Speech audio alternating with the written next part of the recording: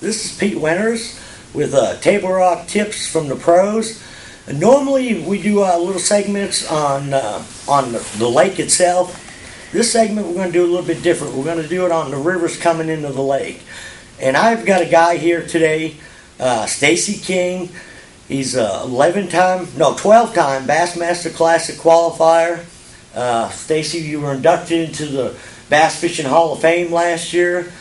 Been guiding on Table Rock since you've been 18 years old and fishing the rivers all his life. And you know, a great ambassador to the sport and just a first-class guy. Stacey, I mean, thanks so much for taking the time to do this for the people out there. Well, Pete, thank you for inviting me to be on your tips. I really appreciate it. I love to fish Table Rock and all the tributaries coming into it. Maybe we can give the folks some ideas about how to catch more fish down here. That's great. And there's so many other things I didn't mention. I mean, Stacey's been to I don't know how many FLW Cups, All-Americans. I mean, if there's any kind of tournaments over the last, 30, 40 years, you've been there. I mean, he's kind of known as the king of Table Rock. Well, that just kind of ages me, man.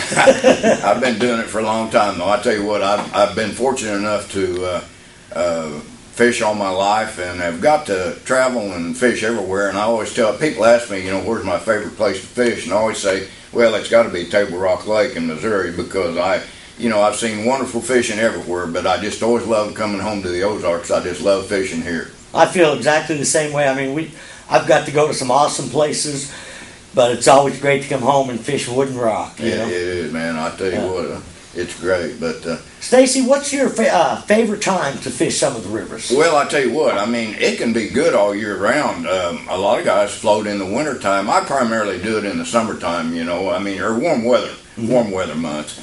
And usually from about late April through the warm weather months into the fall. Fall's a beautiful time to float the rivers, So you've got about 6 months that it's just very pleasant. And if you want to get out in the water, it's comfortable, and you can wade or swim or do anything you want to. And it's so peaceful. We find Dodie and I go quite a bit, and we go with some friends. Middle of June and July, when the lake is pretty hectic and crazy, you may not see another person on the river all day. And we prefer the James. We've done a lot of floating in that area. Do you float the Kings and stuff as well? I do. I float Kings some. As a matter of fact, I float several other rivers here in the state, the Gasconade and some of the rivers up in central Missouri. But the James is my favorite too. I float over there more than anywhere else. And there are about four or five real good day floats on the James. And James is just full of smallmouth bass. It's been managed well by the Conservation Commission, and it's a great place to fish and beautiful scenery, Ozark scenery, and it just, it's such a pleasant way to spend a day. It is. Our conservation, the MDC, has done such an awesome job on our rivers and streams. You mentioned Gasconade. I love to float the Osage Fork of the Gasconade. You bet, man. You just catch, you go out and catch 30 to 60 smallmouth, and you'll catch some largemouth, some spots. You do. Typically you don't catch a lot of giant bass on the river, but sometimes you'll catch some awfully good smallmouth, some 3 and 4 pounders occasionally. And but it's fun. I don't care if they're 8 or 10 inches long. I like catching them. Yeah. What is some of your favorite baits, Stacey? Well, I tell you what, it depends on the time, but there's 3 or 4 main things that I use most of the time, and probably my favorite bait, or the bait that I catch the most fish on, is a jig, just a small jig like this one, just a real compact little bait with a Bass Pro Shops little critter crawl or a Zoom critter crawl on there, anywhere from an 1/8 to a 1/4 ounce, depending on how much current and how deep it is. You've got to play the current in the rivers. And I use that jig a lot. Then I use a small tube. I catch a lot of them on tubes. And then the old Ned rig that's become real popular the last few years. That's a great river bait. You just catch lots of bass on that thing. And then I fish a spinnerbait some. If the fish are fairly aggressive, I fish a spinnerbait a lot, especially early in the spring when the water's just warming up. They love spinnerbaits on the river. And in the summer, I have some awesome days on topwaters, like this little Super Spook Junior. Man, that's a great topwater bait for the river. And I've just been totally amazed when we fished the river. One of my favorite baits in a clear bluebird day is a topwater bait. Oh, yeah. They just... like you say, a small spook. One of my favorite ones is a skitter prop, which is a little prop bait that Rapala makes, a number 7. And you would just be amazed that the higher the sun gets, the better the topwater bite gets. That's exactly right. A lot of times it's the very best up in the middle of the afternoon when the sun's bearing down and it's 85 or 90 degrees outside. And you'll see those bass, you'll see them come up and chase minnows over on a gravel bar down ahead of you. And when you get up close, you can make a long cast across that bar, and a lot of times they'll just come up and crush the topwater. They blast it, for sure. It's fun. There's no better way to catch fish than on top That's water. exactly right. You know, I float out of this. This is a 20-foot float boat that I've got here, and it's modeled after. You know, float fishing became popular here on these Ozark streams 100 years ago, and they built these old boats like this out of wood at that time.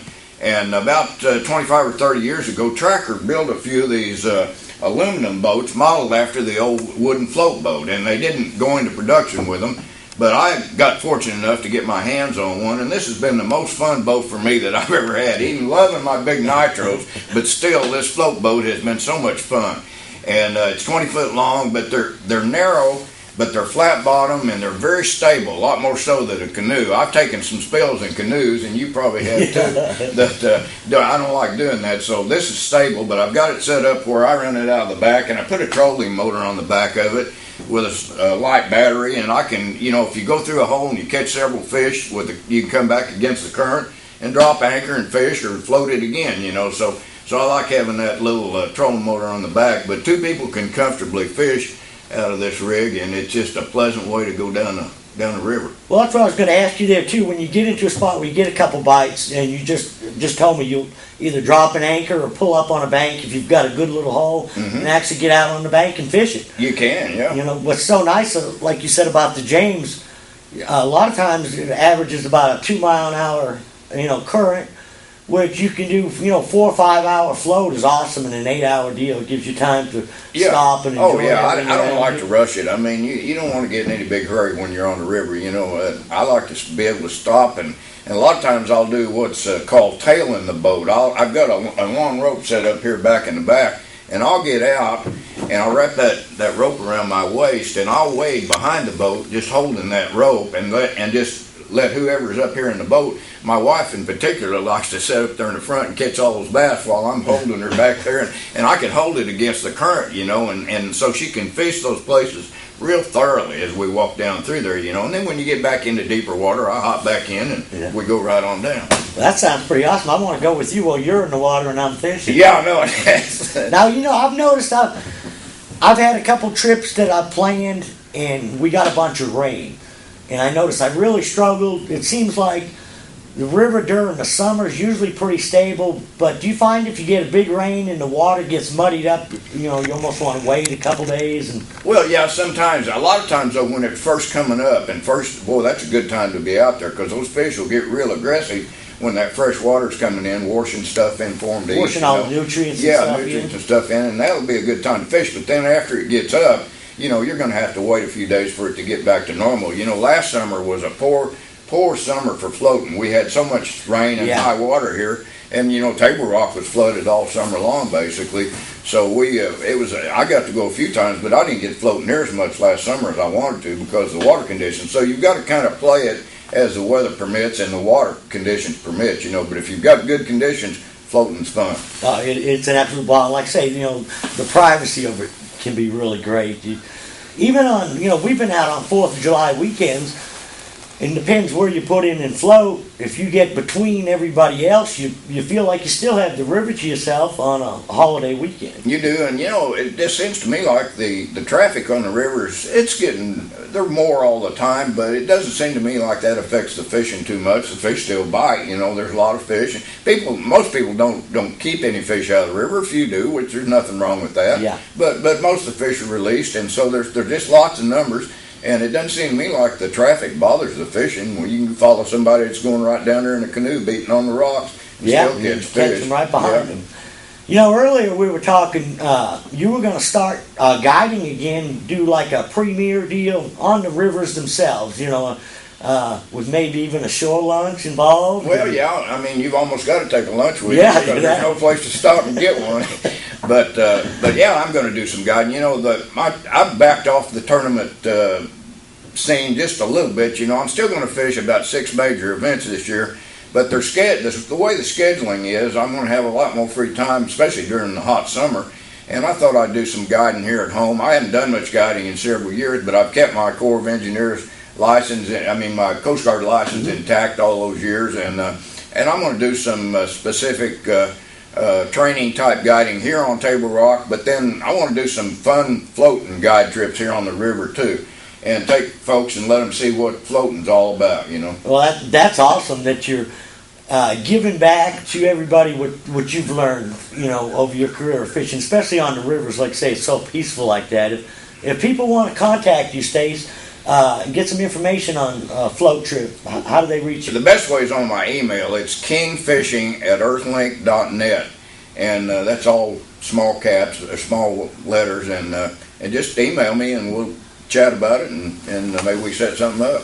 And if people out there, if you can't reach Stacey like that, you can get a hold of us on Hooked on Bass, and we'll get you hooked up with Stacey. Stacey, I mean, I really appreciate you donating your time and doing this for us. Well, I'm glad to do it, Pete. You know, I really enjoy watching your deal on the internet, and I know I've got friends that call me from all over the country, and they'll say, "How's fishing down there?" And I'll say, "Well, pretty good." And they say, "Well, yeah, we've been watching Pete on the internet there, and he's saying it was real good this week." So they watch you everywhere. Well, you know, I try to report on how I'm catching them, not so much, you know, what I'm hearing all over the lake. Yeah. So just try to keep it real. That's cool. That's cool. Stacey, thanks again. And if y'all interested in doing a float trip, you need to contact Stacey King.